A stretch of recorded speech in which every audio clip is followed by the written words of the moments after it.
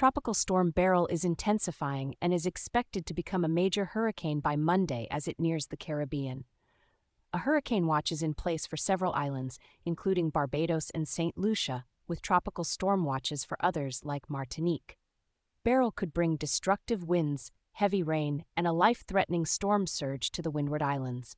Currently, Beryl has maximum winds of 65 miles per hour and is located 785 miles east of Barbados.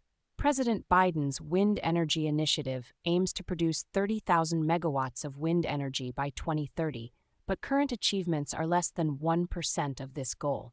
The construction of a significant installation vessel, Charybdis, is underway in Brownsville, Texas, and is expected to be completed next year. This vessel will be the first to comply with the Jones Act, capable of transporting offshore wind turbine components. However, high interest rates and supply chain issues are increasing project costs, leading to delays and cancellations.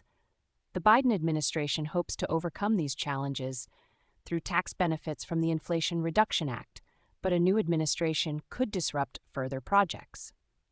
Wall Street executives express high uncertainty about the market and economy, creating anxiety. They feel that policy mistakes are rendering analytical tools ineffective. The political and policy stances of the presidential candidates add to the confusion, making it difficult for economists, investors, consumers, and American workers to prepare for the future. Irresponsible actions by policymakers are blamed for these issues. Former President Trump failed to fulfill promises like building the southern border wall, and President Biden is criticized for exacerbating immigration issues. Both parties' economic policies challenge forecasters. Trump increased national debt during his tenure, and Biden promises more spending, increasing debt further. The U.S. debt is at 120% of GDP, potentially leading to an economic crisis. Wall Street struggles to incorporate these variables into models, making economic forecasting nearly impossible. Egypt plans to announce an updated energy strategy aiming to increase the share of renewable energy to 58% by 2040, up from the previous goal of 42% by 2030.